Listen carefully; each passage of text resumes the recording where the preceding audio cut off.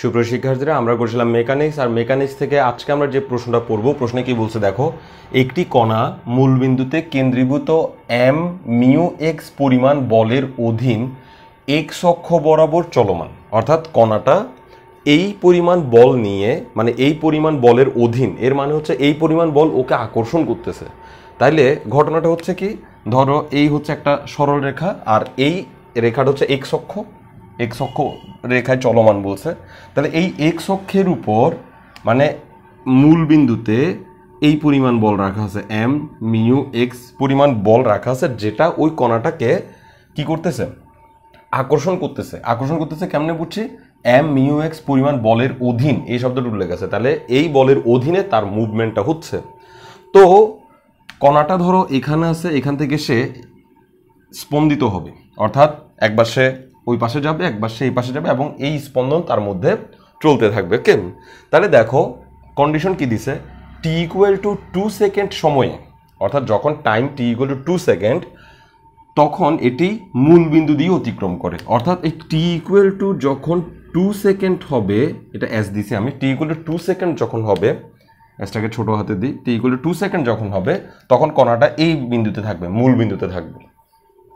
আর বলছে কি, টি equal two 4 second যখন হবে, তখন বেগ হবে -4 মিটার পার সেকেন্ড। অর্থাৎ কোথায় থাকবে, টি ইকুয়াল টু 4 সেকেন্ড হইলে কণাটা কোথায় থাকবে সেটা বলা হয়নি। টি ইকুয়াল টু যখন 2 সেকেন্ড হবে, তখন কণাটা কোথায় থাকবে, মূল বিন্দুতে থাকবে, এটুকু বলছে।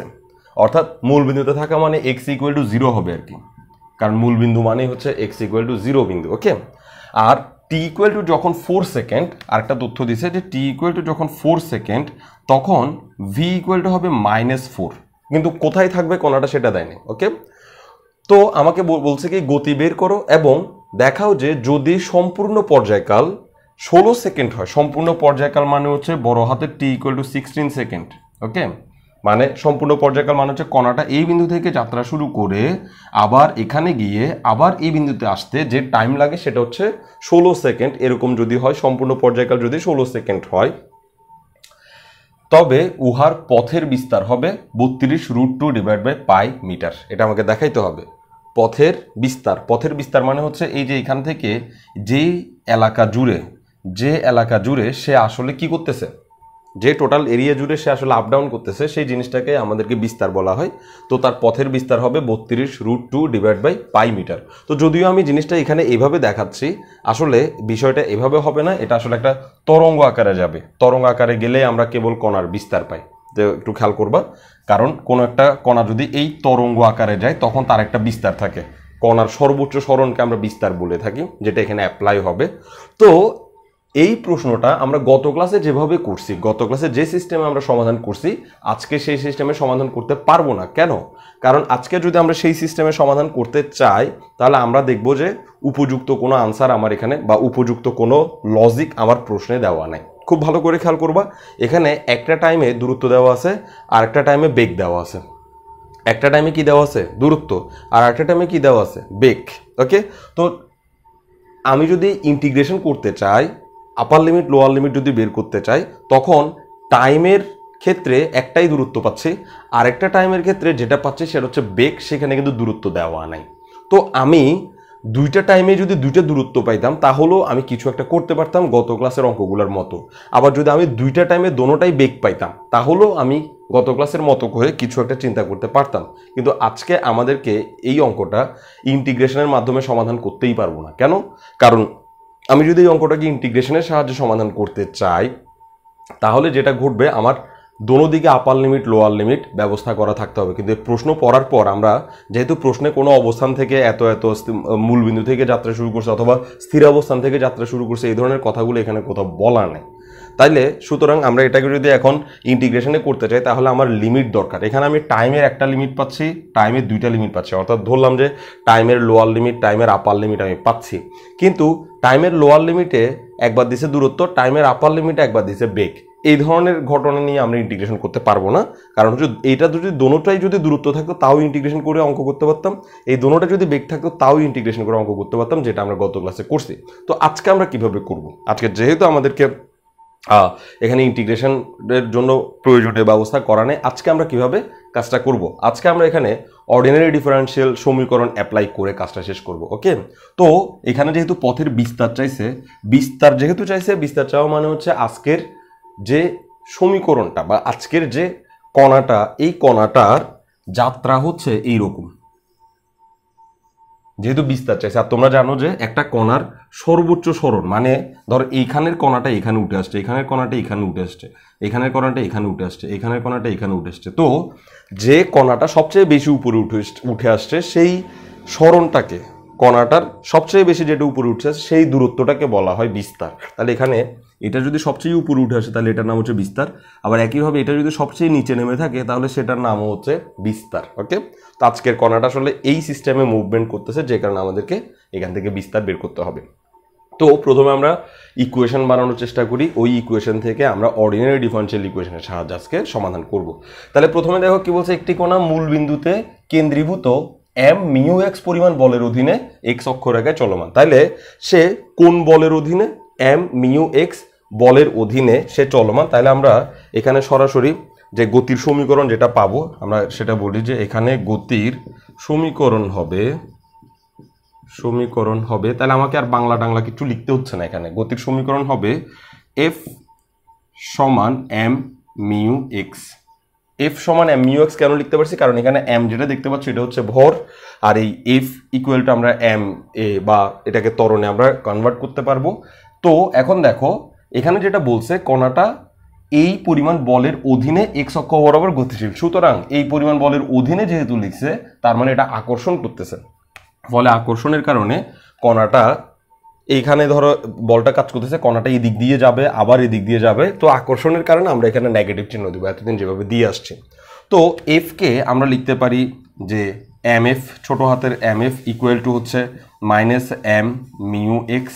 তো আমি এখন এম এম কেটে দিতে পারি উভয় পক্ষ থেকে, তাহলে আমি এখানেই কেটে দিই, এম এম উভয় পক্ষ থেকে কেটে দিই, তাহলে এখানে আমি এম কেটে দিলাম, এখান থেকে আমি এম কেটে দিলাম, তাহলে এখন আমি পাচ্ছি F equal to minus mu x. এবং এই এফকে আমরা যেটা করতে পারি সেটা হচ্ছে এফ হচ্ছে আমরা এভাবে লিখতে পারি ডিভি বাই ডিটি। এফ সমান হচ্ছে ডিভি বাই ডিটি। কেন? কারণ বেগকে যদি সময়ের সাপেক্ষে ডিফারেন্সিয়েট করা হয় তাহলে সেটাকে আমরা ত্বরণ পাই, এবং ইকুয়াল টু আমরা মাইনাস মিউ এক্স যেমন আছে তেমন লিখে রাখতে পারি। এবং খেয়াল করো এই ডিভি ডিটি আমি যেমন আছে তেমন লিখে রাখবো, ডিভি ডিটি। গত ক্লাসের মতো করতেছি না ডিভি ডিটি, কারণ আজকে আমাকে ডিফারেন্সিয়াল ইকুয়েশন তৈরি করতে হবে। গত ক্লাসে আমরা যেটা করছিলাম সেই বিষয়টা হচ্ছে ইন্টিগ্রাল ব্যবহার করছিলাম, সেজন্য আমরা ইন্টিগ্রালের মতো করে চিন্তা করছি, কিন্তু আজকে আমরা ডিফারেন্সিয়াল ইকুয়েশন বের করব। তো ডি ডিটি এটা আমরা রেখে দিলাম, ভিকে আবার লেখা যায় ডিএক্স ডিটি, ভিকে আবার লেখা যায় ডিএক্স ডিটি। খেয়াল করো ডি ডিটি যেমন আছে তেমন থাক, ভিকে আবার লেখা যায় dx dt equal to minus mu x. গত ক্লাসে আমরা যেটা করতাম সেটা ডিভি তার জায়গায় ছিল, তার নিচে একটা এক্স দিয়েছিলাম, ওই এক্সকে আবার টি সাপেক্ষে ডিফারেন্সিয়েট করছিলাম। আর আজকে আমরা ভিকে আবার আলাদা করে ডিএক্স বাই ডিটি লিখে দিছি। এতে আমরা যেটা পাচ্ছি সেটা হচ্ছে, খেয়াল করো এই উপরের ডি দিয়ে ডিফারেন্সিয়েশন বুঝে, তাহলে এই ডি দিয়েও ডিফারেন্সিয়েশন বোঝাচ্ছে, এই ডি দিয়েও ডিফারেন্সিয়েশন বোঝাচ্ছে, অর্থাৎ এক্সকে দুইবার ডিফারেন্সিয়েট হচ্ছে বোঝাচ্ছে। তাহলে এক্সকে দুইবার ডিফারেন্সিয়েট আমরা এভাবে লিখতে পারবো। আর নিচেরগুলো দিয়ে সাপেক্ষে বোঝাচ্ছে, এখানে এক্সকে কিসের সাপেক্ষে ডিফারেন্সিয়েট হচ্ছে? টি এর সাপেক্ষে। এখানেও এক্সকে কিসের সাপেক্ষে ডিফারেন্সিয়েট হচ্ছে? টি এর সাপেক্ষে। তাহলে আমরা দোনোবার যেহেতু টি এর সাপেক্ষে ডিফারেন্সিয়েট হচ্ছে, ফলে আমরা ডিটি স্কোয়ার দিতে পারবো, আর এটাকে আমি পক্ষান্তর করে দিকে নিয়ে আসবো, পাবো plus mu x equal to হচ্ছে 0। তাহলে দেখো এটাই হচ্ছে আমার ডিফারেন্সিয়াল ইকুয়েশন, যে ইকুয়েশনের সাহায্যে আমার এইটার সমাধান করতে হবে। তো আজকে তোমাকে অর্ডিনারি ডিফারেন্সিয়াল ইকুয়েশন সম্পর্কে ধারণা লাগবে। অর্ডিনারি ডিফারেন্সিয়াল ইকুয়েশন আমরা এই ধরনের সমীকরণকে কিভাবে সমাধান করতাম সেই বিষয়ে তোমার যথেষ্ট জ্ঞান বুদ্ধি থাকতে হবে, আর সেই জ্ঞান বুদ্ধির বদৌলতে তুমি আজকের অঙ্কটাকে সমাধান করতে পারবা। ওকে, তো এই অর্ডিনারি ডিফারেন্সিয়াল ইকুয়েশনটাকে প্রথমে আমরা সমাধান করব। এটাকে যখন আমরা সমাধান করব তখন এক্স ইকুয়াল টু একটা আনসার পাবো। এখানে যদি ওয়াই থাকতো ওয়াই ইকুয়াল টু আনসার পেতাম, এখানে এক্স আছে তো এক্স ইকুয়াল টু আনসার পাবো। এক্স ইকুয়াল টু যে আনসারটা পাবো সেই আনসারে আমরা এই মানগুলো বসানোর চেষ্টা করব, টি ইকুয়াল টু এত, এক্স ইকুয়াল টু এত, এই মানগুলো আমরা সেখানে অ্যাপ্লাই করার চেষ্টা করব, এবং সেগুলো অ্যাপ্লাই করার পর আমরা আলটিমেটলি এখানে যা যা চাইছে সেসব মানগুলো আমরা পাবো, অর্থাৎ বিস্তার এত হবে সেটা আমরা পেয়ে যাব। ক্লিয়ার? তাহলে এখন এই সমীকরণকে কিভাবে আমরা ডিফারেন্সিয়াল ইকুয়েশনের সমাধান করি সেই বিষয়টা আগে আমাদেরকে ভাবতে হবে। খেয়াল করো এই ধরনের ডিফারেন্সিয়াল ইকুয়েশনগুলোকে আমরা ঠিক এইভাবে লিখতে পারতাম যে D square Y plus mu ধরো Y equal to 0, D square Y plus mu Y equal to 0। এই ধরনের সমীকরণগুলোর কথা একটু মনে রাখো, এটার কিন্তু দ্বিঘাত আছে, মানে দুইবার ডিফারেন্সিয়েট করা আছে। দ্যাট মিনস এই ধরনের সমীকরণকে আমরা যখন সমাধান করতাম তখন আমরা Y equal to E to the power M X একটা রাশিকে কি ধরতাম, E to the power M X একটা সমাধান ধরতাম, সাধারণ সমাধান। মনে করতাম যে এই সমীকরণের সাধারণ সমাধান হচ্ছে y equal to E to the power M x. আমি ক্লিয়ারলি বর্ণনা করার জন্য এই জায়গাটা একটু মুছে দিই, কারণ আমাকে এই জিনিসটা অবশ্যই তোমাকে বুঝাই দিতে হবে। তাহলে দেখো সমীকরণ যদি এরকম থাকতো d square Y plus mu x equal to 0, mu x না মিউ ওয়াই ইকুয়াল টু 0, ধরো এরকম সমীকরণ আছে, মানে ডিফারেন্সিয়াল ইকুয়েশনে চলে যাচ্ছে আমরা, এরকম সমীকরণ আছে। এই সমীকরণকে সমাধান করার জন্য আমরা প্রথমে ধরে নিতাম যে Y equal to M X E to the power M X, Y equal to E to the power M X হচ্ছে এই সমীকরণের একটা সমাধান। Okay, Y equal to E to the power X হচ্ছে এই সমীকরণের একটি সমাধান। এই সমাধানের সাহায্যে আমরা অঙ্কটা শুরু করতাম। তারপরে করতাম কি, এই ওয়াই এর জায়গায় E to the power M X বসিয়ে দিতাম, ফলে আমরা পাইতাম D square E to the power M X plus mu, আরেকটা কাজ করতে পারি, হ্যাঁ থাক, mu E to the power M X equal to 0। ফলে আমরা এই ডি স্কোয়ার মানে ডিফারেন্সিয়েশন বোঝাচ্ছে, এই ডি স্কোয়ার দিয়ে বোঝাচ্ছে এক্স এর সাপেক্ষে ডিফারেন্সিয়েশন। আমি যেহেতু y equal to E to the power M x লিখছি, তাইলে তোমাকে বুঝতে হবে যে ওই ওয়াইটা হচ্ছে এক্স এর ফাংশন, ওয়াইটা হচ্ছে কার ফাংশন, এক্স এর ফাংশন। তো ওয়াইটা কার ফাংশন সেটা ডিপেন্ড করেই ডিফারেন্সিয়েশন নির্ধারিত হবে। তাহলে এখানে ওয়াই যেহেতু এক্স এর ফাংশন, তাহলে ডিফারেন্সিয়েশনও এক্স এর সাপেক্ষে। তাহলে এক্স এর সাপেক্ষে আমি এটাকে ডিফারেন্সিয়েট করলে আমরা যেটা পাবো সেটা হচ্ছে M square E to the power M X plus এখানে mu E to the power M x. আমি আর এগুলো বুঝাচ্ছি না, কারণ তোমরা ডিফারেন্সিয়েট ইকুয়েশনে বুঝতে পারছো যে দুইবার ডিফারেন্সিয়েশন করলে কীভাবে বাড়তি এম স্কোয়ার আসে। কারণ E to the power M X এর differentiation E to the power M X নিজেই, কিন্তু বারবার এর সামনে এমটা আসবে। আমি তাও একবার মনে করাই দিই, সেটা হচ্ছে DD X of E to the power M X. এটা সূত্র হচ্ছে E to the power M X যেমন আছে তেমন থাকবে, কিন্তু এক্স এর সহগ এম সামনে এসে বসবে। ওকে, তো একবার ডিফারেন্সিয়েশন হলে একটা এম সামনে এসে বসে, দুইবার ডিফারেন্সিয়েশন হলে দুইটা এম মানে এম স্কোয়ার সামনে এসে বসে। ফলে এখানে দুইবার ডিফারেন্সিয়েশন হয়েছে, তো আমি এম স্কোয়ার সামনে বসাই দিছি।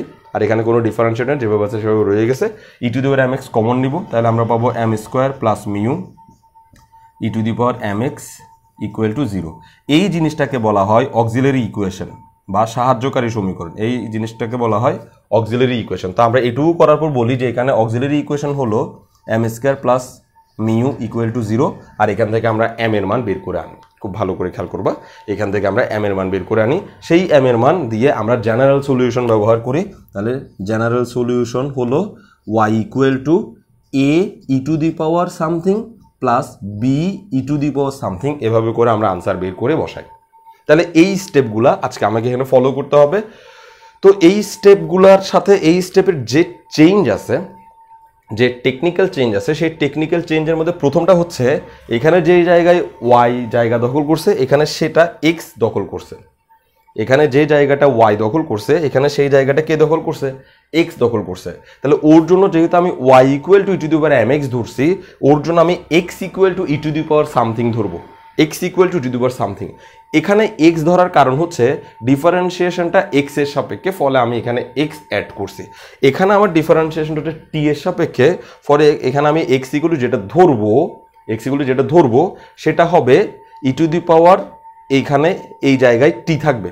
কি বলছি, এখানে ওয়াই ইকুয়াল টু আমরা E to the power M X কেন দিচ্ছি, কারণ এখানে যে ডিফারেন্সিয়েশন সেটা এক্স এর সাপেক্ষে ধরা হয়, আর এখানে আমার ডিফারেন্সিয়েশন স্পষ্ট টি এর সাপেক্ষে, ফলে এই এক্সটা আমাকে টি দিয়ে হিসাব করতে হবে। আরেকটা বিষয় আছে, সেটা হচ্ছে আমি E to the power M x লিখছি, এখানে আমি E to the power M apply করতে পারবো না। কেন পারবো না E to the power M apply করতে, কারণ হচ্ছে এখানে এম দিয়ে ভর বোঝাচ্ছে, এখানে এম দিয়ে অন্য কিছু বোঝাচ্ছে। এখানে আমি যে এম ব্যবহার করি সেই এম এর মান আমার জানা নাই হিসেবে ব্যবহার করি, কিন্তু এখানে আমি তো প্রশ্নে আগে থেকে এম পাচ্ছি, ফলে আমরা এই এমকে চেঞ্জ করে দিয়ে অন্য কিছু লিখবো, এমকে চেঞ্জ করে দিয়ে আমরা আলফা লিখবো, এম এর জায়গায় আমরা আলফা দিব। তাহলে আমরা এই সমীকরণকে সমাধান করার জন্য এই প্রসেসগুলো অ্যাপ্লাই করতে পারি। তাহলে আমরা বলবো, এটুকু করার পর আমরা বলবো যে ধরি ওয়াই ইকুয়াল টু, আমরা এক্স ইকুয়াল টু বলবো, X equal to E to the power mu T লিখবো, E to the power mu লিখবো না, মিউ লিখলে হবে না, আলফা লিখবো, কারণ মিউ তো প্রশ্নে আছে।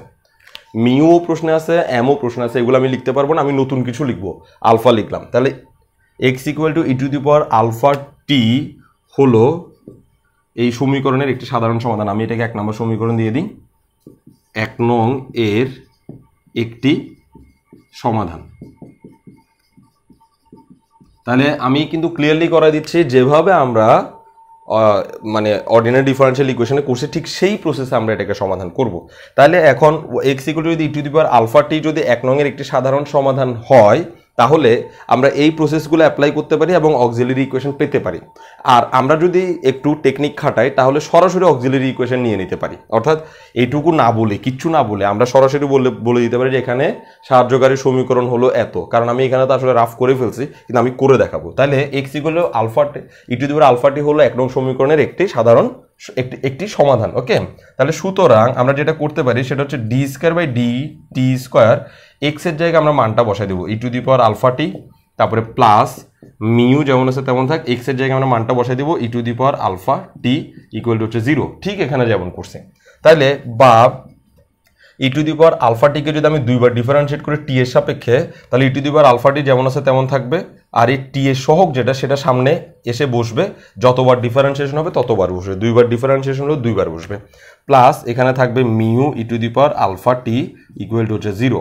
এবার আমি mu E to the power alpha T common নিয়ে ফেলতে পারতেছি, তাহলে আমরা পাচ্ছি আলফা স্কোয়ার প্লাস মিউ, আর এখানে হচ্ছে E to the power alpha T equal to হচ্ছে 0। তাহলে এটুকু দেখার পর আমরা ক্লিয়ারলি বুঝতে পারতেছি এই বান্দাই হচ্ছে আমাদের জন্য অক্সিলারি ইকুয়েশন। ওকে, তো আমি এক্ষেত্রে একটু মুছে এই জায়গায় করি, তাহলে আমরা বলবো যে এখানে অক্সিলারি ইকুয়েশন হলো, এখানে অক্সিলারি ইকুয়েশনের বাংলা হচ্ছে সাহায্যকারী সমীকরণ। এখানে সাহায্যকারী সমীকরণ হচ্ছে কি alpha square plus mu equal to হচ্ছে 0। সাহায্যকারী সমীকরণ হচ্ছে এই বান্দা ইকুয়াল 0। ওকে, এই বান্দা ইকুয়াল 0 সাহায্যকারী সমীকরণ নয়, ওই বান্দা ইকুয়াল 0 হচ্ছে আমাদের সাহায্যকারী সমীকরণ, যেটা আমরা অর্ডিনারি ডিফারেনশিয়াল ইকুয়েশনে করে আসছি। এখন আমি এখান থেকে আলফা এর মান বের করবো, সরি। তাহলে আলফা স্কোয়ার ইকুয়াল টু আমরা পাচ্ছি মাইনাস মিউ, আমি মাইনাস এটাকে আই স্কোয়ার দিয়ে কনভার্ট করে দিতে পারি, খুব ভালো করে খেয়াল করো, পক্ষান্তর করছি মাইনাস আসছে, মাইনাসকে আই স্কোয়ার দিয়ে কনভার্ট করছি, এবার আমি রুট করে দিব, রুট করে দিলে এদিকে আমি প্রথমে প্লাস মাইনাস পারবো, তারপরে আইকে রুট করলে আমরা শুধু আই পাবো, আর এটাকে রুট করলে আমরা পাবো রুট ওভার মিউ। খুব ভালো করে খেয়াল করবা, উভয় পক্ষে রুট করলে আমরা আলফা সমান কি পাবো, আলফা সমান পাবো প্রথমে একটা প্লাস মাইনাস পাবো রুট করার কারণে, আই স্কোয়ারকে রুট করলে শুধু আই পাবো, মিউকে রুট করলে রুট ওভার থেকে যাবে। ওকে, তাহলে আলফা এর দুটা মান পেয়ে গেছি। তাহলে অক্সিলারি ইকুয়েশন থেকে আমরা মান পাওয়ার পর এবার আমরা সাধারণ সমাধান ব্যবহার করতে পারবো, y equal to a E to the power something b E to the power something এভাবে বসিয়ে। তো যেহেতু এখানে জটিল সংখ্যা আসছে, তো আমরা c1 c2 দিয়ে সমাধানটা করার চেষ্টা করব। তো এই সমাধান আসার পর আমাদের আর এই ডিফারেনশিয়াল ইকুয়েশনের আর কোনো দরকার পড়বে না। তো আমরা এখান থেকে বলবো যে সুতরাং সাধারণ সমাধান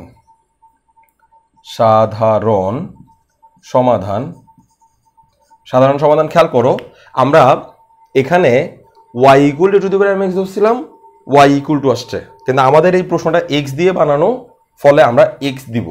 সাধারণ সমাধান আমরা কি করব, x ইকুয়াল টু c1, মানে এটা একটা ধ্রুবক যে এই বসাইছি সেটা আমি c1 বসাচ্ছি, c1 ই টু দি পাওয়ার এটা লিখবো, একটা লিখবো plus i root over mu, আর এখানে একটা t দিতে হবে। এখানে যেটা লিখতাম সেটা হচ্ছে ই টু দি পাওয়ার মানে এম এক্স দিতাম, আর কি এম এক্স দিতাম, যেটা সাপেক্ষে ডিফারেন্সিয়েট হচ্ছে সেটা আমি দিব। তো এখানে কার সাপেক্ষে ডিফারেন্সিয়েট হচ্ছে, টি এর সাপেক্ষে ডিফারেন্সিয়েট হচ্ছে, ফলে ই টু দি পাওয়ার এখান থেকে একটা মান বসিয়ে সেই চলকটা আমি অ্যাড করব, তারপরে প্লাস c2 এটার সাথে E to the power minus I mu আর একটা T, minus I root mu আর হচ্ছে সঙ্গে গুণ হচ্ছে টি। তাহলে আশা করি বুঝতে পারতেছো যে সাধারণ সমাধানটা কেমনে আসলো। তাহলে এখানের এই কাজগুলো ব্যবহার করেই আমরা সাধারণ সমাধানটা আসলে আনছি, নতুন কিছু করি নাই, বাড়তি কিছু করিনি। যেটা আসবে এখানে A E to the power M X, এই এম এর জায়গায় ওই এম এর থেকে মান বসে। তো এখানে আমাদের যেটা আসছে c1 ই টু দি পাওয়ার, আমাদের আলফা এর মান আসছে একটা প্লাস একটা মাইনাস, তো সেগুলো আমি বসাবো, কিন্তু তাদের সাথে একটা চলক গুণ করতে হবে। চলক কোনটা, যে চলকের সাপেক্ষে ডিফারেন্সিয়েশন হচ্ছে, সেটা হচ্ছে টি, ফলে আমি এখানে অতিরিক্ত টি অ্যাড করছি। এখানে যে চলকের সাপেক্ষে ডিফারেন্সিয়েশন হয় সেটা হচ্ছে এক্স, ফলে এখানে এক্স অ্যাড করতে হয় একটা ইয়ার সাথে। তাহলে এখন আমরা কি করতে পারি এইটুকু ঘটনা থেকে শিক্ষা নিয়ে এটাকে মানুষ করতে হবে, এটাকে একদম ভালো মানুষে পরিণত করতে হবে, এই অবস্থাতে রাখা যাবে না। তো আমরা ই টু দি পাওয়ার যেটা দেখতে পাচ্ছি তাকে অয়লারের সূত্র, এই সূত্রের সাহায্যে ভেঙে ফেলবো যে ই to the power I theta সমান হচ্ছে cos theta plus I sine theta, cos theta plus I sine theta, আর E to the power inverse I theta সমান হচ্ছে just cos theta minus I sine theta. এই সূত্রের সাহায্যে এই দুই বান্দাকে ভেঙে আমরা একটা ফর্মুলাতে একটা ফিগারের মধ্যে আনবো। তো আমি একটু এই জায়গাগুলো মুছে ফেলি, আমার এটা দরকার আছে, প্লেসের দরকার আছে। এক্স ইকুয়াল টু এত, এরপর আমরা কি লিখবো, এক্স ইকুয়াল টু বা দিয়ে লিখতেছি, বা এক্স ইকুয়াল টু C1 তার জায়গায় থাকবে, আর C1 এর সাথে যেটা আছে E to the power I root mu T, এটাকে আমরা এভাবে লিখতে পারবো cos theta plus I sine theta. খেয়াল করো এখানে যে থিটাটা বসছে সেটা হচ্ছে আই এর সাথে যেটা আছে সেটা, তাহলে এখানে আই এর সাথে কত আছে, আই এর সাথে আছে রুট মিউ টি, তাহলে আমরা এখানে যেটা লিখতে পারবো সেটা হচ্ছে কস রুট মিউ টি। খেয়াল করবা টিটা কিন্তু রুটের বাইরে, তারপরে plus I sine root mu T, root mu T. Okay, এই জিনিসটাই আমরা C1 এর সাথে লিখলাম, মানে C1 এর সাথে ই টু দি পাওয়ার যেটা আছে সেটাকে ভেঙে আমি এভাবে লিখতে পারি অয়লারের সিস্টেম অনুযায়ী। তো এরপরে প্লাস একইভাবে এখানে C2 যেটা আমি লিখছি, C2 এর সাথে যেটা লিখবো সেটাতে যেহেতু ইনভার্স আছে, তো ইনভার্স শুধুমাত্র মাঝখানে প্লাসটাকে মাইনাস করবে আর সব কিছু একই রকম থাকবে, তাহলে আই এর সাথে যেটা আছে রুট ওভার মিউ টি সেটাই এখানে বসবে কজের সাথে, তাহলে cos root over mu T, আর ইনভার্স থাকার কারণে একটা মাইনাস হবে, আর লাস্টে বসবে I sine root over mu T, I sine root over mu T, I sine root over mu T. এবার দেখো আমি এটাকে এভাবে লিখতে পারি, আমি এই যে কস রুট ওভার মিউ টি যেটা আছে তাকে একসাথে করে কমন নিতে পারি। এই দেখো এখানেও কস রুট ওভার মিউ টি, এখানেও কস রুট ওভার মিউ টি, এই দুজন থেকে আমি কস root over mu t common নিয়ে নেব। তো এখানে যদি আমি কস root over mu t common নিই তাহলে ওর সাথে যেটা গুণ আকার আছে সেটাই বাকি থাকবে, আর এখানে যদি কস root over mu t common নিই তার সাথে যেটা গুণ আছে সেটাই বাকি থাকবে। তো আমি কি কমন নিছি, কস রুট ওভার মিউ টি, ব্যাস এটা কমন নিছে। একইভাবে আমি এই দুজন থেকে sign root over mu t common নিতে পারি, তার মাঝখানে প্লাস চিহ্ন দিই, প্লাস চিহ্ন দিয়ে আই কমন নিব, সঙ্গে sine root over mu t common নিব, sine root over mu t এটা কমন নিব। তাহলে ওর কাছ থেকে যদি i sine root over mu t common নেওয়া হয় তাহলে ওর সাথে থাকবে C1, আর ওর থেকে যদি i sine root over mu t common নেওয়া হয় তাহলে ওতে থাকবে মাইনাস C2। কেন? কারণ এই C2 আগে ওর সাথে গুণ হবে, ফলে সে এমনি নেগেটিভ হয়ে যাবে, ফলে মাইনাস C2 থাকবে। আই সহ কমন নিছি, ফলে আই আর থাকবে না, এরকম একটা ফিগার সে ধারণ করবে। তো আমরা যেটা করব সেটা হচ্ছে এই এখানে যেটা দেখতে পাচ্ছি C1 প্লাস C2 এটাকে আমরা এই ধরে নিব, এ কস রুট ওভার মিউ টি, সরি টিটা আমি রুটের ভিতরে দিয়ে ফেললে হবে না, তারপরে প্লাস এই আই পুরাটাকে আমরা আই সহ পুরাটাকে আমি ধরবো বি, আর এখানে লিখবো সাইন রুট ওভার মিউ টি। এই হচ্ছে এক্স ইকুয়াল একটা ইকুয়েশন। তো আমি এটাকে বইয়ের মতো করে দেখছি, আবার আমি আমার পার্সোনাল একটা চিন্তাধারা দিয়েও করে দেখছি, আমি আমার নিজের মতো করেও দেখছি, একই অ্যান্সার আসে, তবে আমার নিজের মতো করলে শেষে একটা কাজ করতে হয় বাড়তি কাজ, আর বইয়ের মতো করলে সেই বাড়তি কাজটা শুরুতেই করতে হয়। তো বাড়তি কাজটা কি দেখো, এই এক্স ইকুয়াল টু যে ইকুয়েশনটা আমরা পাচ্ছি এখানে এক্স দিয়েই কিন্তু বোঝানো হয় কি দূরত্ব, এখানে এক্স দিয়ে কিন্তু দূরত্ব বোঝানো হয়। আমরা এই যে এখানে এক্স অক্ষ রেখায় চলমান যেহেতু সেহেতু এক্স অক্ষেই দূরত্বটা বুঝাবে, এক্স দিয়ে কি বুঝাবে, দূরত্ব বুঝাবে। এখন কথা হচ্ছে তো এখানে আমাদেরকে যে বিস্তার বের করতে বলছে, তাহলে বিস্তার ওয়ান কাইন্ড অফ দূরত্ব, সর্বোচ্চ যে দূরত্ব সেটাকে বিস্তার বলা হয়, অর্থাৎ কণাটা সর্বোচ্চ যত দূর পর্যন্ত যেতে পারে সেই তত দূরত্বটাকে বলা হয় কি বিস্তার। তার মানে এই এক্স ইকুয়ালটা এখন যে ইকুয়েশনটা আসছে সেটার থেকেই আমি আসলে বিস্তার বের করতে পারবো। এক্স ইকুয়ালটা এখন যে ইকুয়েশনটা আসছে সেই ইকুয়েশন থেকে আমরা বিস্তার বের করতে পারবো। তো এখন কাহিনী হচ্ছে, যেহেতু আমরা বলছি আজকের যে ইকুয়েশনটা বা আজকের যে প্রশ্নটা আমরা কাজ করতেছি সেই প্রশ্নটা অনেকটা এইরকম কাজ করতেছে, অর্থাৎ এইরকম মানে তরঙ্গ আকারে কাজ করতেছে, যেহেতু বিস্তার আছে। তো তরঙ্গ আকারে কাজ করলে তাদের সমীকরণ কেমন হয় সেটার সম্পর্কে একটু আমাদের ধারণা রাখা উচিত। আমি একটু এই জায়গাটা মুছি। তরঙ্গ আকারে যারা কাজ করে তাদের সমীকরণ হয় যে y equal to a sine omega t plus delta, এরকম হয়। y equal to a sine omega t plus delta, এই টাইপের হয়, খুব ভালো করে খেয়াল করবা। y equal to a sine omega t plus delta, এখানে যে টি সেই টি টাইম বোঝাচ্ছে, এখানে যে ডেল্টা সেটা বোঝাচ্ছে ওই টাইমে উক্ত টাইমে কণাটার দশা, আর এখানে যে এ বুঝাচ্ছে এই এটার নামই হচ্ছে বিস্তার, এটার নামই হচ্ছে কি বিস্তার। তো খুব ভালো করে খেয়াল করো, যদি চিত্রটা এরকম হয় মানে মূলবিন্দু থেকে স্টার্ট হয়, তাহলে এই বান্দাকে আমরা এ sine omega t plus delta দিয়ে প্রকাশ করি। কিন্তু যদি চিত্রটা এমন হয়ে যায় যে মূলবিন্দুর দুই পাশে এরকম করে আচরণ করে, মানে মূলবিন্দু থেকে দুই পাশে এরকম করে আচরণ করে, অর্থাৎ মূলবিন্দু থেকে জিরো হচ্ছে না, মূলবিন্দু থেকে যেটা পাশ থেকে আসতেছে, তখন তার ইকুয়েশনটার অবস্থা হয় এরকম, y equal to A cos omega t. Just এটুকুই পার্থক্য, বাস সাইন এবং কসের মধ্যে খালি এইটুকু ডিস্টেন্স আমরা বোঝানোর চেষ্টা করতেছি। আর এই বিস্তার তখনও কিন্তু একে বিস্তার বলা হয়।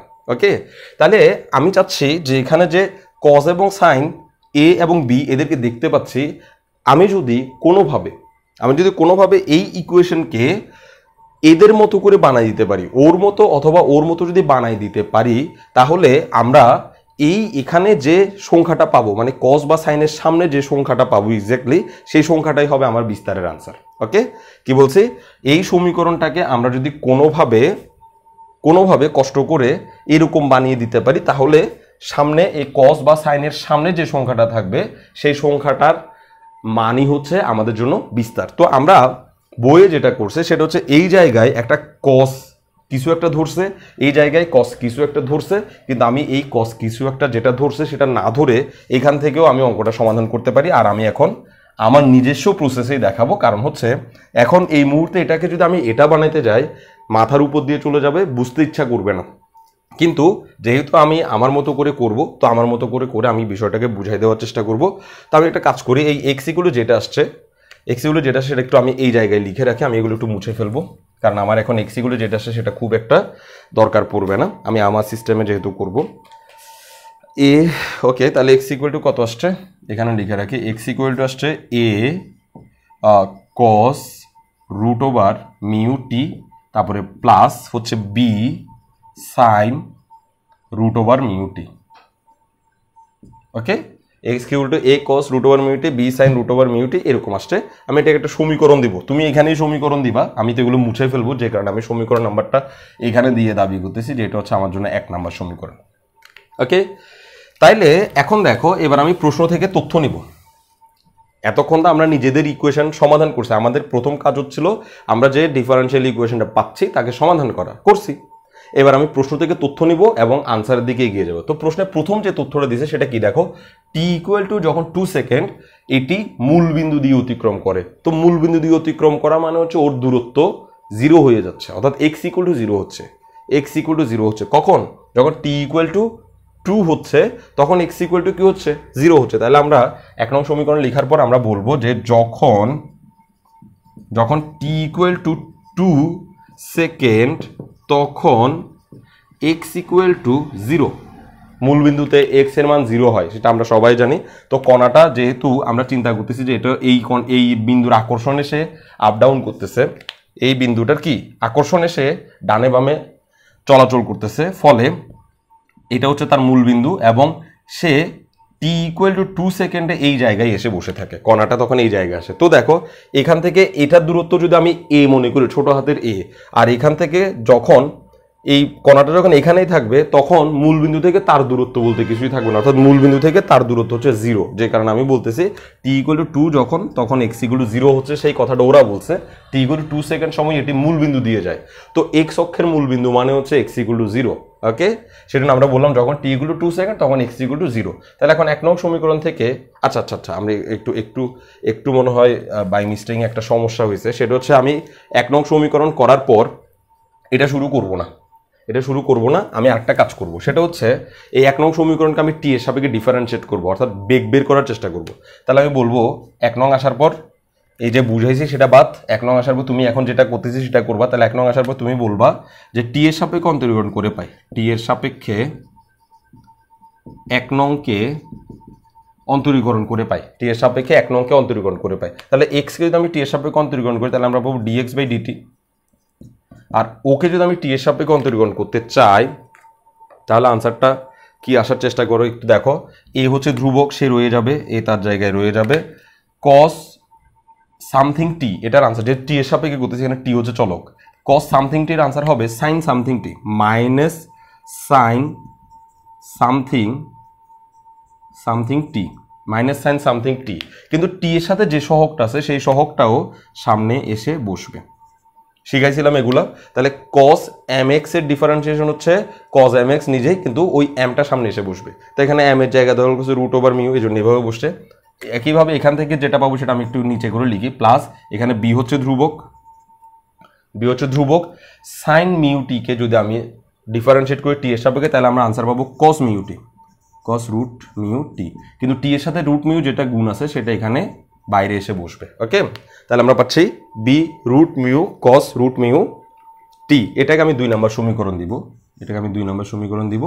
এই এবার আমি একটু আগে যেটা করছি সেটা করার চেষ্টা করবো। তাহলে আমরা বলবো যে যখন টি ইকুয়াল টু কত 2 তখন এক্স ইকুয়াল টু 0। ওকে, তাহলে 1 নং হতে পায়, 1 নং হতে পায়।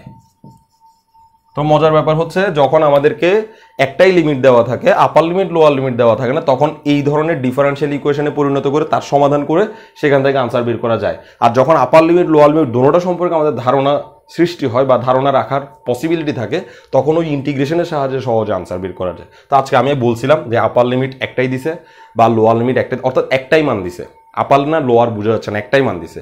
টি এর সাপেক্ষে একটাই দূরত্বের মান, টি এর সাপেক্ষে একটাই বেগের মান। ওকে, তার মানে একটা মান দিছে, যে কারণে আমি আর এটাকে নিয়ে কি করতে পারতেছি না, অতিরিক্ত কিছু বলতে পারতেছি না। তাহলে এখন ইন্টিগ্রেশন করতে পারতেছি না আর কি। তাহলে টি ইকুয়াল টু 2 হলে এক্স ইকুয়াল টু 0 হলে আমি 1 নং সমীকরণ থেকে কি পাচ্ছি দেখো, এক্স এর জায়গায় আমি বসাই দিব 0, এক্স এর জায়গায় বসাই দিব 0 equal to A cos root over mu, T এর জায়গায় বসাবো 2, তাহলে আমি 2টা সামনে লিখে দিতে পারবো, তাহলে 2 রুট মিউ লিখতে পারি। Root over mu t, t এর জায়গায় 2 বসাবো, তো 2টা আমি সামনে লিখলাম 2 রুট মিউ। একইভাবে plus B sine 2 root mu লিখতে পারবো। ওকে, তাহলে এই ইকুয়েশন থেকে আমি এরকম একটা আনসার পাচ্ছি। এটাকে আমি দিব 3 নম্বর সমীকরণ, 3 নম্বর সমীকরণ। এবং একইভাবে আমি টি ইকুয়াল টু আরেকটা মান আছে না, এই যে টি ইকুয়াল টু 4 হলে ভি ইকুয়াল টু -4 বলছে না, তাহলে আমরা বলবো যখন টি ইকুয়াল টু 4 তখন ভি ইকুয়াল টু -4। তাইলে এই সমীকরণ আমি 2 নম্বরে বসাবো, কারণ দেখো এক্সকে যখন আমি টি এর সাপেক্ষে ডিফারেন্সিয়েট করছি তখন যে জিনিসটা আসছে সেই জিনিসটাকে আমি চাইলে ভি লিখতে পারি। সেই জিনিসটা হচ্ছে আমার জন্য ভি। তুমি ভি লিখো আর নাই লিখো, তুমি যাই লিখো সেটাই আমার বেগের মান। তাহলে ডিএক্স বাই ডিটি লিখলেও সেটা বেগই বুঝাচ্ছে, আর যদি তুমি ভি লিখো তাও বেগ বুঝাচ্ছে। তাইলে এখানে যেহেতু টাইম এবং বেগের মান দেওয়া আছে, তো আমি এখানে যেহেতু বেগ আছে, তো এই ইকুয়েশনে আমি সেকেন্ড কন্ডিশনটা অ্যাপ্লাই করতে চাচ্ছি, আর সেজন্য আমি ওকে ডিফারেন্সিয়েশন করছিলাম যাতে সেকেন্ড কন্ডিশন আমি অ্যাপ্লাই করতে পারি। তাহলে 2 নং হতে পাই, 2 নং হতে পাই কি পাচ্ছি, ডিএক্স বাই ডিটি সমান হচ্ছে -4, মানে ভি ইকুয়াল টু -4। তাহলে ডিএক্স বাই ডিটি সমান হচ্ছে -4 equal to minus A root mu, minus A root mu, তারপর হচ্ছে sine root mu t, t এর মান কত, টি এর মান হচ্ছে 4, তাহলে আমরা লিখতে পারবো sine 4 root mu, sine 4 root mu plus একইভাবে বি রুট মিউ যেমন আছে তেমন থাকবে, কস এখানে হবে 4 রুট মিউ। 4 রুট মিউ কেন, কারণ টি এর মান হচ্ছে 4, তো এখানেও টি এর মান 4, এখানেও টি এর মান 4, আর এই বান্দার মান হচ্ছে জাস্ট -4। এবং আমি এখানে আর কিচ্ছু করতে চাচ্ছি না, এটাকে আমি 4 নম্বর সমীকরণ দিয়ে দিব। তাহলে দেখো আমরা দূরত্ব এবং বেগ, তাদের উপরে দূরত্ব এবং বেগের যে কন্ডিশন প্রশ্নে দিচ্ছে সেই কন্ডিশন ব্যবহার করে এই সমীকরণগুলো আনছি। এখন আমার উদ্দেশ্য হচ্ছে যে কোনো মূল্যে এ এবং বি এর মান বের করা। আমি যে কোনোভাবে যে কোনো প্রসেসে এ এবং বি এর মান যদি বের করতে পারি তাহলেই আমাদের একমাত্র সমাধানে পৌঁছানো সম্ভব। তো এ এবং বি এর মান বের করার জন্য প্রশ্নে আরেকটা ক্লু দিছে, সেটা হচ্ছে পর্যায়কাল 16 সেকেন্ড, পর্যায়কাল 16 সেকেন্ড দেওয়া আছে। ওকে, তো এই পর্যায়কাল 16 সেকেন্ড এটার মানেটা আমাকে একটু বের করতে হবে। তাহলে আবার বলবো যে পর্যায়কাল টি ইকুয়াল টু দেওয়া আছে 16 সেকেন্ড। ওকে, পর্যায়কাল টি ইকুয়াল টু দেওয়া আছে কি 16। এখন দেখো এই প্রশ্নে পর্যায়কালকে এভাবে প্রকাশ করা হয়, সেটা হচ্ছে টি ইকুয়াল হচ্ছে 2 pi by root mu equal to 16। এটা হচ্ছে আসলে সূত্র, এটা হচ্ছে সূত্র 2 পাই বাই রুট মিউ, এখানে পর্যায়কাল, এটা হচ্ছে সূত্র খেয়াল করো, সাইন এবং কস যারা যুক্ত থাকে, সাইন এবং কস যারা থাকে তাদের জন্য পর্যায়কাল নর্মালি 2π হয়। তুমি দেখবা যে সাইনের অথবা কজের 2π ডিস্টেন্সে মানগুলো একই আসতে থাকে। আমি একটা ছোট্ট ডেমো দেখাই। ধরো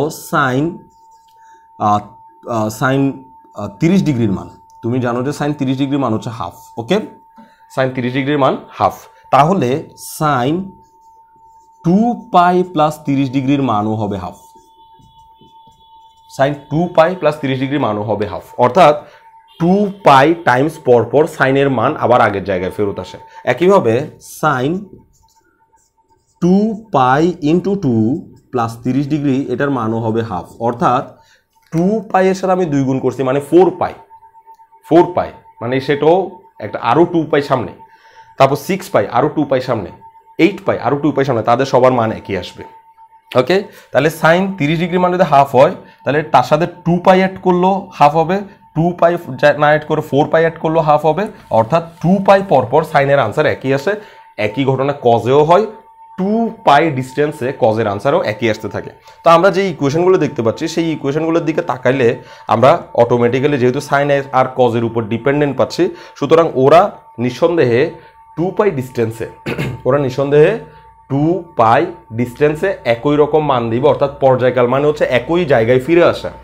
যে টাইমে কণাটা আগের জায়গায় ফেরত আসে সেই টাইমটাকেই বলা হয় পর্যায়কাল। যে টাইমে কণাটা যেখান থেকে যাত্রা শুরু করছে সেখানের থেকে অন্য জায়গায় গিয়ে আবার আগের জায়গায় ফেরত আসে সেই টাইমটাকেই পর্যায়কাল বলে।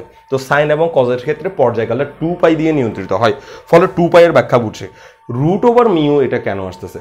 √μটা হচ্ছে এখানে সাইন আর কজের ভিতরে যে থিটার দিকে যদি আমি তাকাই, সাইন আর কজের ভিতরে থিটার দিকে যদি আমি তাকাই তাহলে একটা √μ দেখতে পাই চলক বাদে।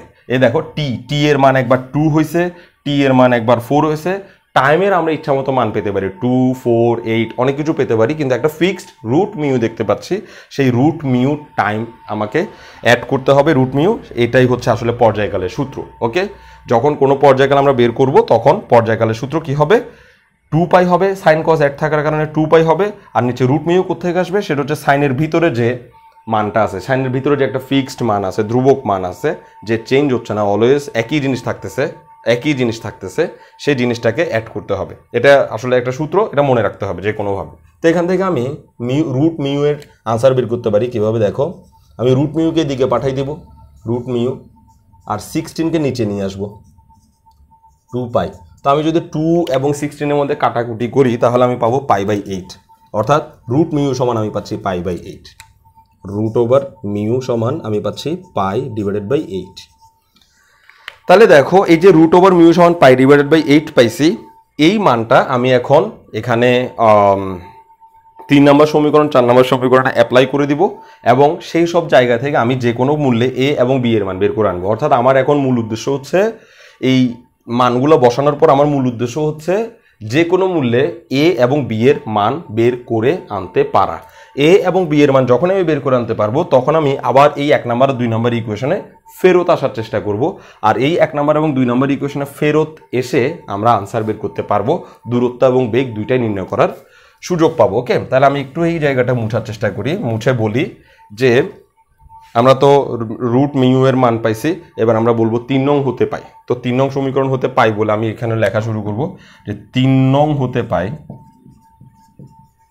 তো 3 নং হতে কি পাচ্ছি? বাম পাশে হচ্ছে 0 ইকুয়াল টু এ এর মান আমরা জানি না, তারপরে কস, খেয়াল করো এই √μ এটার মান হচ্ছে π/8। তো আমি যদি এখানে π/8 বসাই, 2 দিয়ে কাটা গেলে সেটা হবে π/4, মানে শেষ পর্যন্ত সেটা π/4 হবে, প্লাস বি সাইন, এখানে যদি আমি 2 √μ এর মান π/8 যদি এখানে বসাই তাহলে আবার কাটা গিয়ে π/4ই হবে, π/4। তাহলে আমরা এই ইকুয়েশন থেকে যেটা পাচ্ছি, 3 নম্বর ইকুয়েশন আমার আর দরকার হবে না, কারণ আমি 3 নম্বর ইকুয়েশন থেকে এই জায়গায় চলে আসছি।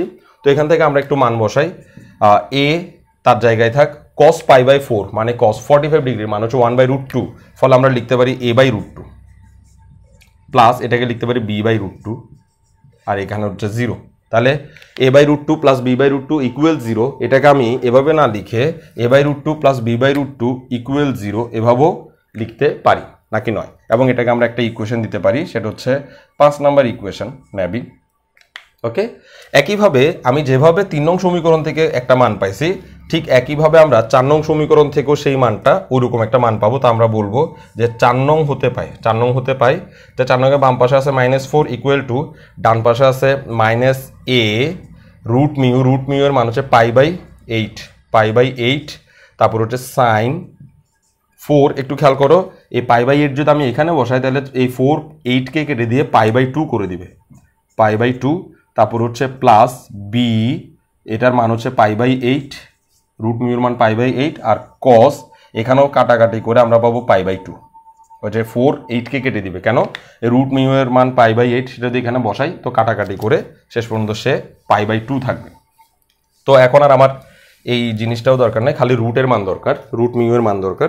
তো এখন দেখো এখান থেকে আমরা কি পাচ্ছি, সাইন 90 ডিগ্রি সমান হচ্ছে 1 আর কস 90 ডিগ্রি সমান হচ্ছে 0। তাহলে এটা পুরোটা 0 হয়ে যাচ্ছে, এই পুরো এটা 0 হয়ে যাচ্ছে। এখান থেকে আমরা এ এর মান খুঁজে পাচ্ছি, আর এ এর মান কত হতে পারে, দুই দিকে মাইনাস মাইনাস আমরা কেটে দিতে পারি। তাহলে আমরা পাচ্ছি 4 ইকুয়াল টু a π/8। কেন, সাইন π/2 সমান 1, তাহলে এটা যেহেতু 1 হয়ে গেছে তাহলে আর বাকি আছে এটা, তো মাইনাস মাইনাস ক্যান্সেল। এবার 8 যদি উপরে চলে আসে আমরা পাবো 32 divided by pi equal to a। তাহলে আমরা a এর মান পাইছি 32 ডিভাইড বাই পাই। খেয়াল করো, আমার উদ্দেশ্য ছিল a এবং b এর মান বের করা, তো আমি এখন a এর মান পেয়ে গেছি। এবার এই a এর মান আমি যদি 5 নম্বর সমীকরণে বসাই দিই তাহলে b এর মানও আমি পেয়ে যাব। তাহলে এখন আমার কাজ হচ্ছে b এর মান বের করা। ওকে, তাহলে আমরা এখানে সেই কাজটা করার চেষ্টা করি। তাহলে আমরা বলবো কি, বলবো যে 5 নং সমীকরণে a এর মান বসিয়ে, ওকে 5 নং সমীকরণে a এর মান বসিয়ে, 5 নং সমীকরণে a এর মান বসিয়ে, খুব ভালো করে খেয়াল করবা, 5 নং সমীকরণে a এর মান বসিয়ে। তাহলে 5 নং সমীকরণে যদি a এর মান বসাই তাহলে আমরা পাচ্ছি a এর জায়গায় পাচ্ছি, এভাবে লিখতে পারি 1/√2 into a plus b/√2 equal to 0। তাহলে 5 নম্বর সমীকরণটাকে আমরা এভাবে এক্সপ্রেস করতে পারি না, 1/√2a ইন্টু প্লাস b/√2 এভাবে লিখতে পারি। তো এখন আমরা যেটা করব সেটা হচ্ছে a এর মানটা আমি এখানে বসাই দিব। তো a এর মান হচ্ছে 32/পাই, তাহলে আমরা এখানে লিখলাম 32/পাই। ওকে, তাইলে আমরা কি পাচ্ছি শেষ পর্যন্ত, এটা একটু মুছে ফেলি, আমরা দেখি b এর মান কত আসে। আমি এটাকে পক্ষান্তর করব, তাহলে আমরা পাচ্ছি b/√2 ইকুয়াল টু হচ্ছে 32/√2 পাই। ওকে, আর এখান থেকে আমি যদি √2টাকে উপরে নিয়ে যাই, মানে এখানে ভাগে যেটা আছে √2 সেটাকে যদি আমি এখানে উপরে নিয়ে যাই তাহলে এটা √2 এখানে চলে আসবে এবং ফলে √2 কাটা যাবে, আমরা পাবো 32 ডিভাইডেড বাই পাই। তাহলে এর মান পাইছি, একটু ভুল করছি, একটা নেগেটিভ হওয়ার কথা, নেগেটিভ হবে, আর এখানে হবে -32 ডিভাইড বাই পাই। কেন নেগেটিভ হবে, ওকে পক্ষান্তর করছি, ওকে যখন পক্ষান্তর করবো তখন এটা নেগেটিভ চিহ্ন দেওয়ার কথা, ওই নেগেটিভের কারণে আলটিমেটলি আনসারটা আসবে -32 ডিভাইড বাই পাই। ওকে, এবার আমাদের কাজ হচ্ছে, আমরা বলছিলাম যে আমরা করব কি, আমাদের উদ্দেশ্য হচ্ছে আমরা যে কোনো মূল্যে a এবং b এর মান বের করছি।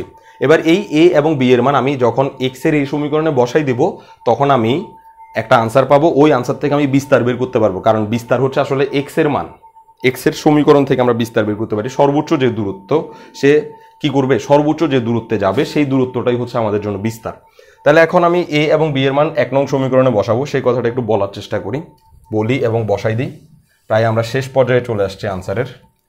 তাহলে আমরা বলি যে 1 নং সমীকরণ হতে পাই, বা 1 নং সমীকরণে a ও b এর মান বসিয়ে, 1 নং সমীকরণে a ও b এর মান বসিয়ে, তো শেষ পর্যন্ত বইয়ে যা আনসার আসছে আমাদেরও তাই আনসার আসবে, অ্যাকচুয়াল ঘাবড়ানোর কোনো প্রয়োজনে, বইয়ে যে ইকুয়েশন আসছে আমাদেরও সেই ইকুয়েশন আসবে, যদিও আমরা মাঝখানে বই থেকে স্লিপ করছি। তো এখন দেখো x ইকুয়াল টু আমরা যেটা পাচ্ছি সেটা হচ্ছে a এর মান হচ্ছে 32/পাই, তাহলে আমরা লিখে দিই 32/পাই কস, এখানে যে রুট মিউ দেখতে পাচ্ছি তার মান হচ্ছে π/8, আর t যেমন আছে তেমন থাক। তারপরে প্লাস b এর মান কত, দেখো b এর মান হচ্ছে -32/পাই, যে কারণে আমি এখানে প্লাসটা মাইনাস করে দিছি আর এখানে 32/পাই লিখতেছি।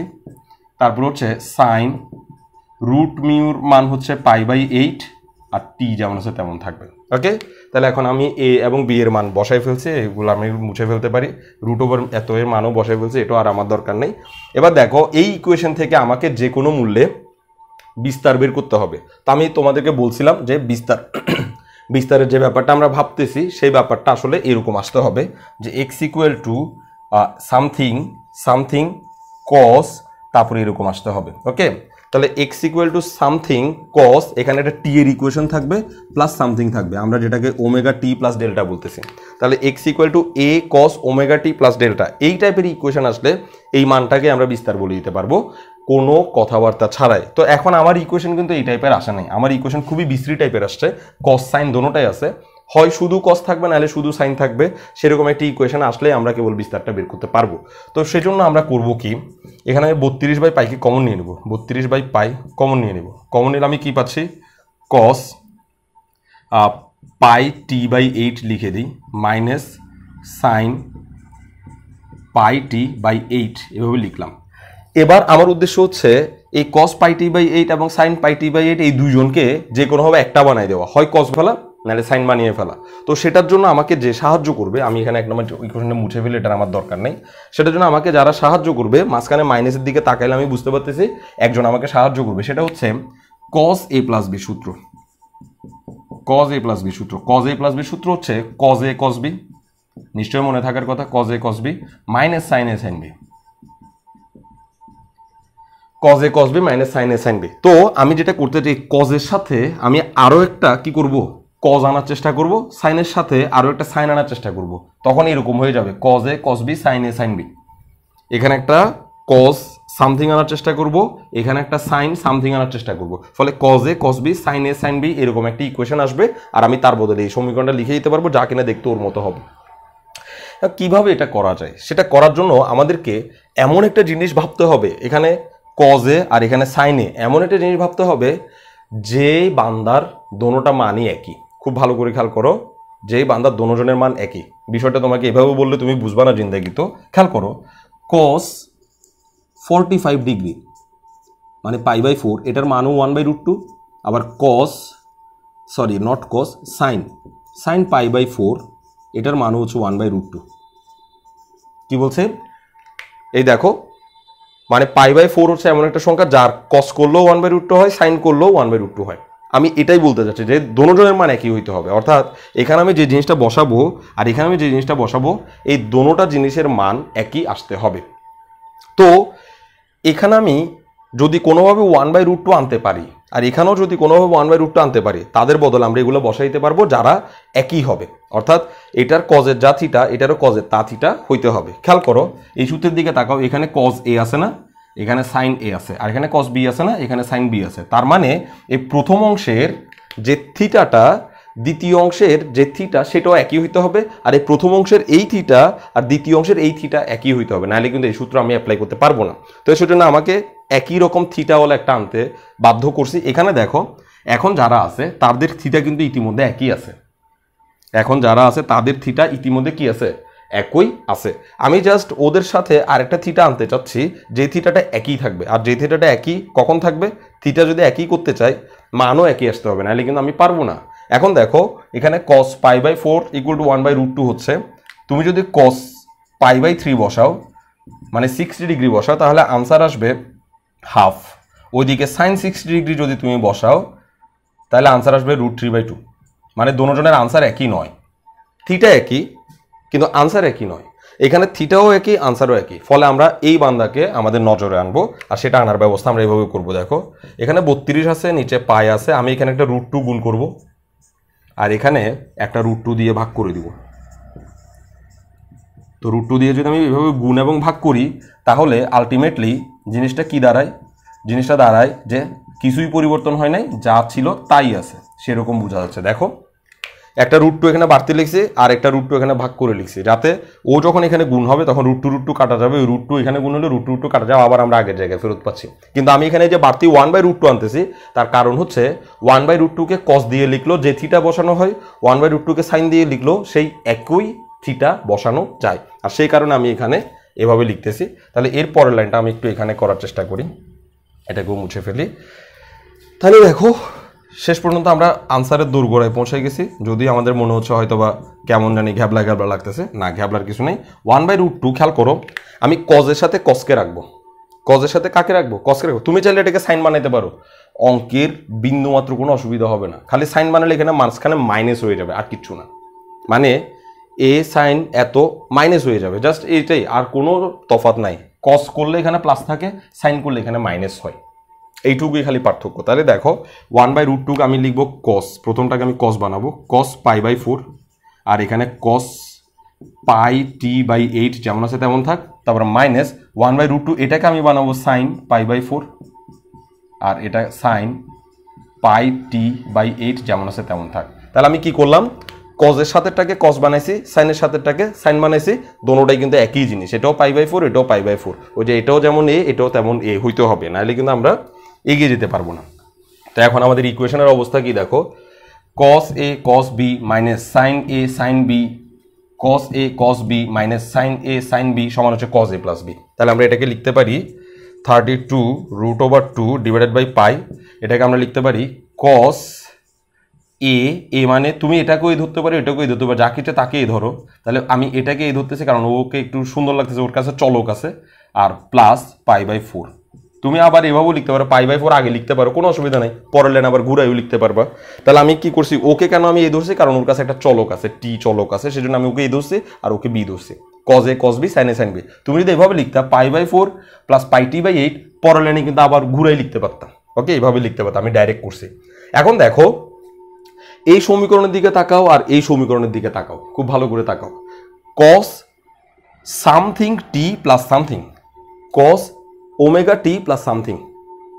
তাহলে এখানে যেমন টাইম টি, এখানেও ঠিক টাইম টি, আমি এটা একটু সুন্দর করে লিখি ওমেগা টি প্লাস সামথিং।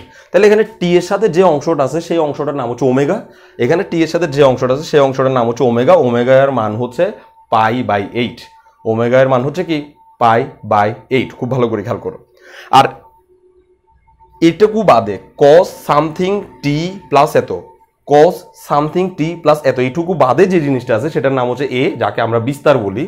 আর এই cos সামথিং বাদে যে জিনিসটা আছে সেটার নাম হচ্ছে এ, যাকে আমরা বিস্তার বলি। তাহলে আমাদের বিস্তার হচ্ছে কত, 32√2 ডিভাইডেড বাই কত, পাই, 32√2 ডিভাইডেড বাই পাই বিস্তার হবে। প্রশ্ন বলছিল যে পর্যায়কাল যদি 16 সেকেন্ড হয় তাহলে বিস্তার কতটুকু হবে, 32√2 ডিভাইডেড বাই পাই, এবং সেটাই আমরা পাইছি 32√2 ডিভাইডেড বাই পাই। তাহলে এটাই আমাদের জন্য বিস্তার। তাহলে আমরা বলবো যে সুতরাং বিস্তার হবে, সুতরাং কণাটির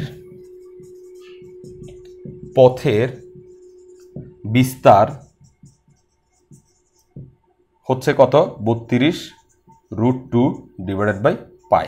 ব্যাস, আমরা কণাটার পথের বিস্তার একেবারে ক্লিয়ারলি পেয়ে গেছি, এটুকু আমরা পাইলাম। এখন দেখো তুমি চাইলে এখানে আর কিছু করার দরকার নেই, কারণ আমরা অনেক আগে কিন্তু এখানে একটা বলছিল যে একটা জায়গায় বলছিল গতি বের করো, গতি বের করো, তো গতি কিন্তু এখান থেকে অনেক আগে বেরিয়ে আসছে। তুমি চাইলে এখান থেকে আবার গতি বের করতে পারো, ভি ইকুয়াল টু একটা ইকুয়েশন আসবে জাস্ট, সেটা কি, তুমি এবার 2 নং সমীকরণে তুমি চাইলে এই মানগুলো বসাইতে পারো, এ এর মান, রুট মিউ এর মান, এগুলো সবগুলো বসালে 2 নং সমীকরণ থেকে আমরা একটা আনসার পাবো।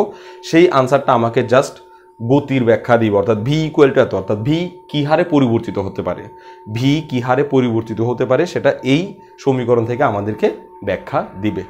তো খেয়াল করো, আমি শেষ পর্যন্ত কিন্তু প্রশ্নে যেভাবে আনছে ঠিক সেভাবেই আমি আনতে পারছি আলটিমেটলি, কিন্তু প্রশ্নে এই ইকুয়েশনটাকে অনেক আগেই নিয়ে আসছে। প্রশ্নে যেটা করছে আমি একটু সেটা তোমাদেরকে বোঝানোর চেষ্টা করি, আজকে আর অন্য কোনো অঙ্ক করাবো না। তো প্রশ্ন যেটা চাইছে বা প্রশ্ন যেভাবে করছে সেটা একটু বোঝানোর জন্য আমি যদি চাই, আমরা একটা সময় গিয়ে এক্স ইকুয়াল টু যে ইকুয়েশনটা পাইছিলাম সেই ইকুয়েশনটার নাম হচ্ছে এরকম, এক্স ইকুয়াল টু হচ্ছে এ কস রুট মিউ টি, তারপর হচ্ছে plus B sine root mu T. Okay, প্রশ্নে এরকম পাইছিলাম, এরকম পাওয়ার পরে আমরা আমাদের মতো করছি, কিন্তু প্রশ্নে যেভাবে করছে, বইয়ে যেভাবে করছে সেটা হচ্ছে এই এ সমান ওরা হঠাৎ করে কস এফসাইলেন ধরছে, এ সমান ওরা ধরছে কি সি কস এফসাইলেন, এ সমান ওরা ধরছে সি কস এফসাইলেন, আর এটা যেমন আছে তেমনই আছে, cos root over mu T যেমনই আছে তেমন আছে, আর বি সমান ওরা ধরছে minus C sine epsilon, minus C sine epsilon, আর সাইন রুট ওভার মিউটি যেমন আছে তেমনই আছে। কি করছে ওরা, এ সমান সি কস এফসাইলেন ধরছে, বি সমান সি সাইন এফসাইলেন ধরছে, কারণ ওরা তো জানে না এ সমান আসলে কত ধরা উচিত আর বি সমান কত ধরা উচিত, এ এবং বি এর মান ওরা জানে না, ফলে ওরা সি কস এফসাইলেন এবং সি সাইন এফসাইলেন ধরছে। তো এটুকু ধরার পর ওরা যখন সি কে কমন নিছে তখন ওরা কি পাচ্ছে, cos epsilon cos root over mu T, তারপরে minus sine epsilon sine root over mu T. Okay, এখন দেখো এখানে এখন সূত্র হচ্ছে cos A cos B sine A sine B. তাহলে এখন আমরা লিখতে পারি C into cos A plus B. A plus B মানে হচ্ছে epsilon plus root over mu T. অর্থাৎ আমরা লাস্ট ফিগারটা যেটা পাইছি সামথিং কজ এত, সামথিং কজ এত, ওরা ফার্স্টে সেটা নিয়ে আসছে সামথিং কজ এত। আলাদা বা ভুল কঠিন কিছুই না, জাস্ট ওদের এখানে একটা সি কজ এপসাইলন যদি আমি আনি, স্টুডেন্টরা প্রথমে দুম করে প্রশ্ন করবে যে ভাই সি কজ এপসাইলন এটা কোত্থেকে পাইছেন। তো এই কোত্থেকে পাইছেন এটা তো অনেকক্ষণ ধরে বুঝাইতে হইতো। তো এখানে যে দেখো শেষ পর্যন্ত ওদের এই সি এর মান, শেষ পর্যন্ত এই সি এর মান আসে 32√2/পাই, 32√2/পাই। এবং এই এপসাইলন যেটা দেখতে পাচ্ছ সেই এপসাইলনের মান আসে π/4, π/4। আর এই রুট মিউ টি এর মান আসে, রুট মিউ এর মান তো π/8 আসে, π/8t আসে। অর্থাৎ আমরা যা পাইছি ওদেরও তাই আসে, শুধুমাত্র ওরা প্রথমেই সমীকরণটাকে এরকম সাইজ করে নেয় এই জিনিসটা ধরে, আর আমরা লাস্টে গিয়ে সমীকরণটাকে সাইজ করছি, যা কিনা আমার কাছে মনে হয়েছে অপেক্ষাকৃত সহজ। অর্থাৎ ওদের সিস্টেমের চাই আমারটা বোঝা অপেক্ষাকৃত সহজ। ওরা যখন এভাবে করছে তখন আবার অ্যাপসাইলনের মান আলাদা করে বের করতেছিল, আর অ্যাপসাইলনের মান সরাসরি π/4 আসে নাই, অ্যাপসাইলনের মান অন্যভাবে আসছে, আর ওই অন্যভাবে মানটা ওদেরকে বের করতেছে। কিন্তু আমার কিন্তু অন্যভাবে মান আসার কোনো চান্স নেই, আমি খুব সুন্দর করে 1/√2 এনে প্রমাণটা করে ফেলছি। তো এখানে গতি বের করো যেটা দিছে সেটার আলোচনা আমি এখানে এই জন্যই করি না, কারণ হচ্ছে কোন টাইমে গতি বের করব সেটা কিন্তু এখানে বলা হয় না। কারণ এখানে আমাকে যে গতি বের করার আলোচনা কথা বলছে, গতি বের করতে বলছে, যেহেতু এখানে প্রত্যেকটা মান দেওয়া, টি এর মান দেওয়া, খেয়াল করো টি এর মান দেওয়া, দূরত্বের মান দেওয়া, বেগের মান দেওয়া, সব কিছুর মান দেওয়া, তো আমি কোন টাইমে গতিটা বের করব, কোন টাইমে গতিটা বের করব, কোনো টাইমে গতি বের করতে বলে না। তো এখানে সব টাইমে তো গতি একই হবে না, গতি তো ভেরিফাই করবে, যে কারণে সে কি হবে আপ ডাউনে থাকবে। একবার গতি হবে খুবই কম, শূন্য, তখন তাকে আকর্ষণ করে নিয়ে আসবে, আবার বেশি হবে, বেশি হয়ে আবার পিছনের দিকে ব্যাক করবে, তারপর তাকে আবার শূন্য হবে, আবার তাকে আকর্ষণ করবে, এবং এভাবে শূন্য হতে থাকবে, বেশিও হতে থাকবে, কমও হতে থাকবে। অর্থাৎ গতি সবসময় একই থাকবে না। তাহলে আমি কিসের গতিটা বের করবো? তো এখানে গতি বের করো যেটা বলছে, এটা আসলে ওই 2 নম্বর সমীকরণ আমরা যেটা করছি সেটাই হচ্ছে গতির সমীকরণ।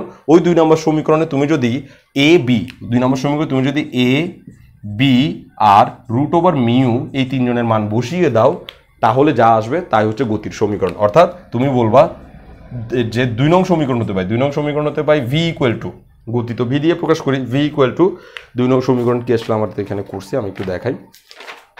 গতি আলোচনা করতে বলছে যেহেতু গতির কথাটা বলি, তাহলে 2 নং সমীকরণ, 2 নং সমীকরণ 2 নং সমীকরণ হচ্ছে V equal to minus A, minus A, এর মান কত আমি তো ভুলে গেছি, এ এর মান 32/পাই, মাইনাস এ এর মান 32/পাই, আর হচ্ছে তার সাথে কি ছিল, তার সাথে ছিল রুট মিউ, রুট মিউ হচ্ছে π/8, মেবি রুট মিউ হচ্ছে π/8, হ্যাঁ রুট মিউ হচ্ছে π/8, আর হচ্ছে সাইন রুট মিউটি, সাইন রুট মিউটি মানে πt/8। ওকে, একইভাবে আমরা যখন প্লাস বি এর মান বসাবো, বিতে মাইনাস আছে, মাইনাস 32/পাই, মানে প্লাস বি ছিল কিন্তু আমাদের তো মাইনাস আছে বিতে, মাইনাস 32/পাই ইন্টু π/8, π/8 কস πt/8 এভাবে আসবে। ওকে, এখন আমি যেটা করতে পারি সেটা হচ্ছে কাটাকাটি করতে পারি, পাই কাটা 8 দিয়ে 32 কাটলে আমরা পাবো -4 সাইন πt/8, তারপরে এখানে আমরা পাবো মাইনাস পাই কাটা 32 -4 কস πt/8। তো এই ইকুয়েশন আমাদেরকে কি দিবে, এই ইকুয়েশন আমাদেরকে বিভিন্ন টাইমে বিভিন্ন আনসার দিবে। তো তুমি চাইলে এটাকেও মানুষ বানাইতে পারো, এটাকেও তুমি এভাবে লিখতে পারো -4, এভাবে লিখতে পারো সাইন πt/8, মাইনাস কমন নিলে এটা প্লাস হয়ে যাবে, প্লাস কস πt/8 এভাবে লিখতে পারো। এখন তুমি এটার সাথেও √2 গুণ করে, √2 গুণ করে এখানে 1/√2 1/√2 এনে আবার সাইন কজের ইকুয়েশন এনে আরেকটু সামনের দিকে তাকে গিয়ে নিয়ে যেতে পারো, আরও সুন্দর আনসার বানাইতে পারো। আমি একেবারে বানাই দিই, তোমাদের তো কষ্ট করার দরকার নেই। তাহলে এখানে আমি যেটা অ্যাড করবো সেটা হচ্ছে -4 তার জায়গায় থাকবে, তার সাথে আমরা একটা √2 গুণ করবো, আর এই √2 দিয়ে আবার এখানে ভাগও করবো। তাহলে 1/√2 একটা, সেটা হচ্ছে সাইন πt/8, তারপরে প্লাস কজের সাথে 1/√2 গুণ করবো, কস πt/8। তাহলে দেখো এবার আমি এটার জন্য আনসার লিখবো, এটা এই 1/√2 কে আমি লিখবো cos π/4, sorry sine pi by 4, সাইনের সাথে সাইন রাখবো, সাইন পাই বাই 4 এটাকে আমি রাখবো কস পাই বাই 4, তাহলে সাইন সাইন কস কস একসাথে থাকলে সেটা কজের সূত্র হবে, আর টোটাল সূত্রটা আসবে আলটিমেটলি সূত্রটা আসবে এরকম যে বাইরে থাকবে -4√2 আর এখানে থাকবে cos a - b, a - b মানে হচ্ছে a আমরা পাই টি বাই 8 কে a ধরবো, -b হচ্ছে পাই বাই 4। ব্যাস, এই ইকুয়েশন থেকে আমরা ভি এর মান বের করতে পারবো। তাহলে এই ইকুয়েশন থেকে আমরা বিস্তার বের করতে পারছি, আরো অনেক কিছু বের করতে পারবো, এখান থেকেও ভি এর মান বেরোবে, আর এই ভি এর মাধ্যমে এখান থেকে আমরা আবার স্পেশালি ভি এর মান চাইলে বের করতে পারি। এখান থেকে আসলে ভি এর মান বের হয়, এখানে ওমেগা যেটা আছে ওমেগাকে কৌণিক বেগ বলা হয়, তাহলে এই টি এর সাথে যেটা গুণ আছে সেটাই তো ওমেগা, এই ওমেগা থেকেও আমরা কিন্তু কৌণিক বেগের আনসার বের করে আনতে পারি। তো আলটিমেটলি আমরা ভি এর মান এখান থেকে বের করে আনতে পারবো। যদি আমি টি এর মান 0 দিই তাহলে কি হয় দেখো, টি এর মান যদি 0 দিই এটা 0 হয়ে যাবে, এটা হয়ে যাবে cos -π/4, আর cos -π/4 এর মান হচ্ছে 1/√2, তাহলে 1/√2 √2 কাটা গেলে মাইনাস মাইনাস কাটা গেলে ভি এর মান হবে 4, অর্থাৎ ভি এর সবচেয়ে বেশি ভি এর মান শুরুতে ছিল 4, তারপরে আবার টি এর মান যদি তুমি 4 দাও তাহলে আরেকটা আনসার আসবে, অর্থাৎ তুমি এই সমীকরণ থেকে বেগের ইচ্ছামতো মান পেতে পারো। এখানে কোনো ফিক্সড মান বের করতে বলে নেই, জাস্ট গতি বের করতে বলছে, তো আমরা গতির সমীকরণ এটা বের করতে পারি। এটা বইয়ে করে নাই, বইয়ে এই গতির সমীকরণ আলাদা করে আর বের করে নাই, তুমি করবা, তুমি করলে এখানে আহামরি তেমন কোনো ক্ষতির কিছু নেই। তাহলে 1 নং সমীকরণে যদি আমি মান বসাই তাহলে আমরা বিস্তার পাচ্ছি সিস্টেমেটিক্যালি, 2 নং সমীকরণে মান বসালে আমরা বেগের একটা সমীকরণ পাচ্ছি, ওটাকে গুছাই আনবো, বেগের সমীকরণ এরকম পাবো। ব্যাস, তাহলে এই হচ্ছে এই প্রশ্নের সমাধান। তো এই ধরনের কিছু প্রশ্ন আমরা আগামী ক্লাসেও আরও কয়েকটা চর্চা করব যেগুলোতে আমাদের এভাবে কাজ করতে হয়। তো বলবিদ্যার মূল প্রবলেম হচ্ছে এখানে প্রত্যেকটা অঙ্কই আসলে একটু না একটু বুঝাই দিতে হয়, মানে তুমি যে অঙ্কটাই করতে যাবা দেখবা যে ওইখানে একটা ছোট্ট টপিক্স আছে, যে টপিক্সটা সম্পর্কে তোমার ধারণা ছিল না, সেই টপিক্সটা আবার দুম করে বসাই দিতে হয়, ফলে বলবিদ্যাতে প্রায় সব প্রশ্নই করাই দিতে হয়। কোনোটাই তোমাকে নিজের জন্য ছেড়ে দিলেই দেখা যায় যে পরবর্তীতে তুমি এসে সেটা প্রশ্ন জিজ্ঞেস করবা যে ভাই এটাতে এরকম হয়েছে, এটাতে এরকম হয়েছে। তো আলটিমেটলি সব প্রশ্নই আমাকে কম বেশি করাই দিতে হবে, অন্ততপক্ষে কিছু জায়গা বুঝাই দিতে হবে যে এই জায়গাগুলোতে তুমি বুঝবা না, সেটা আমাকে নিজ থেকে খুঁজতে হবে, এবং সেই জায়গাগুলো আমাকে বুঝাই হলেও দিতে হবে। অর্থাৎ প্রত্যেকটা বোর্ডে আসা অঙ্কই আমরা এখানে মোটামুটি আমাদের আয়ত্তের মধ্যে আনার চেষ্টা করব।